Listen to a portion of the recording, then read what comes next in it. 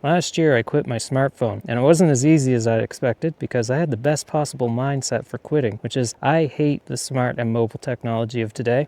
And maybe you want to comment saying, Luddite scum, get with the times.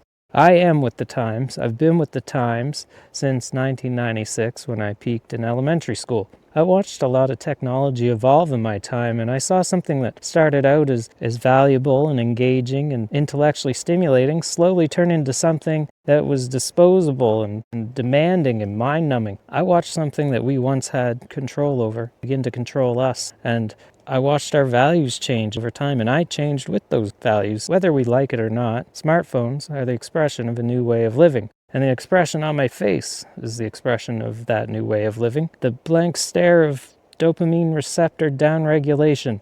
The original screen addict. I've dealt with all that digital addiction stuff. This isn't another 30-day dopamine detox video. It's about something deeper. I don't think addiction is all of what's keeping us attached to our phones. I think there's a bigger component here.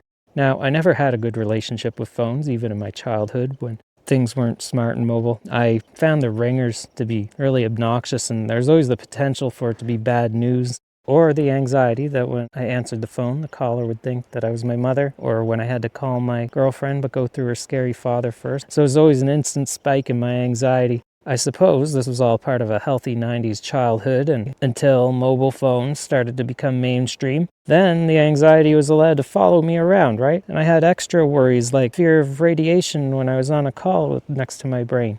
And then we had the rise of Blackberries and all that. Some of my friends got them, and then I started to see some concerning things going on. They were started to act strange, like I like to think of it like this is the opening scenes to a zombie movie or something, and people are starting to show really concerning symptoms.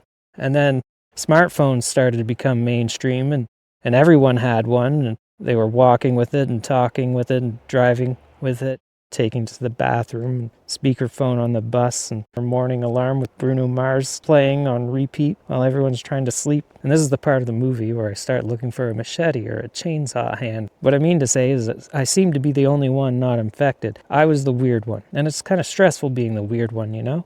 I couldn't explain or pinpoint what it was, but there was all this anxiety. It was subconscious at this point. I still had a bad taste in my mouth consciously about this stuff, though, because I'm a free open source kind of technology user, and I didn't agree with the business models of this stuff, so I resisted getting a smartphone for years out of just pure stubborn principle. But things were different then. It was still possible to live without a mobile phone, like even a dumb phone, so even getting rid of that wasn't a big deal. Until in 2015, I was traveling and I was gifted a smartphone, and it was convenient. After I got back from traveling in my life, it slowly introduced all these new anxieties, like the culture shift of people expecting me to be in contact with them all the time. I realized like a lot of anxiety was coming from my phone.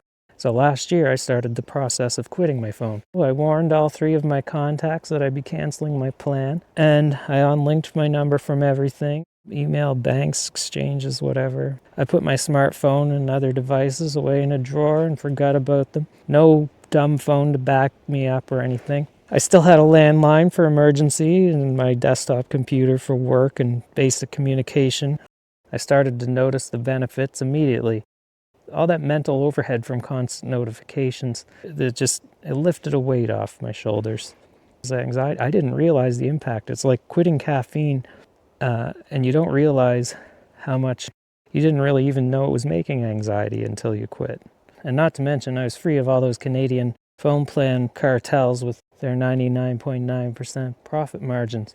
Yes, there's still other people around me stuck in the matrix, and all the anxiety involving that was still there, but at least a large component of it was in my control. Now, my tech use is pretty deliberate.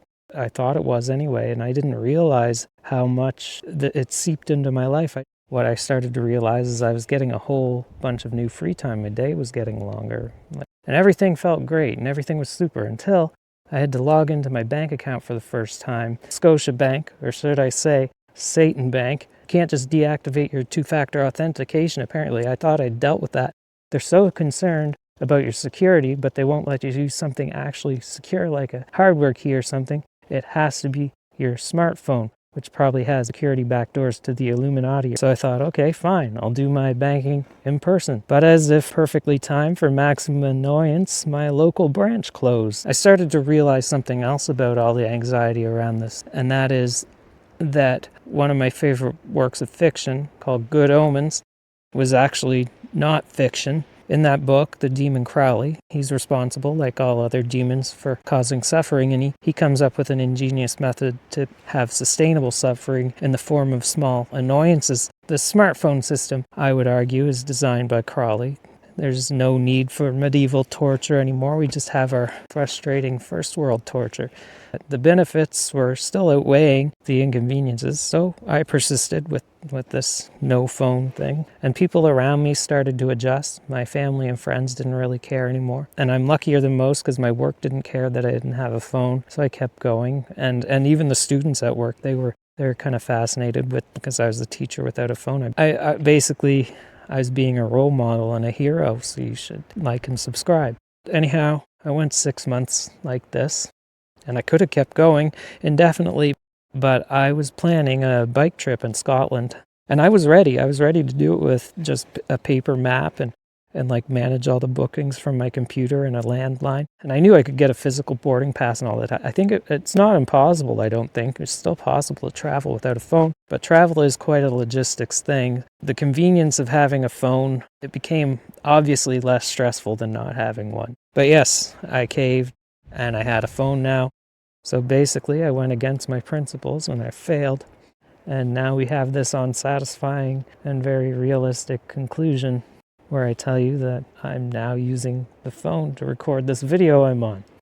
And I have no better camera, so what am I to do, right? I'm not going to spend that money on something. I'm still not full in. I've got a Fongo plan and a very cheap Canadian number, and I only top it up when I think I'm going somewhere and need to contact people. This is not an endorsement. The service is terrible, but it's the best of all the bad options. It's unsatisfying for me too. I know, I'm like all about this free open source digital minimalism stuff, and I hate that I have to have this, or I plan to get rid of the phone again sometime and try it again, but I have to realize that this is going to get harder and harder as time progresses, and this trend, this trap that Crowley the demon has just only been improving. So what can we do? For me, fully having a phone gone would be the best, but maybe for someone else that's different. I don't think we have to be purists or anything, depending on our jobs, it might not be possible to go fully off phones, but maybe just make some rules, right, to get yourself free of the majority of the phone anxiety. Maybe we'll develop a better relationship with the technology and things can be more wholesome. So what I'm saying is there's no single right approach here. We just have to be deliberate with our technology use and, reduce anxiety around it and addiction around it. Because there's going to be more challenges ahead and we have to change for the future. We have to worry about digital IDs and AI girlfriends and cyborg upgrades and stuff. And how are we supposed to deal with all that, right? And living in this way, we should set an example, especially for the children.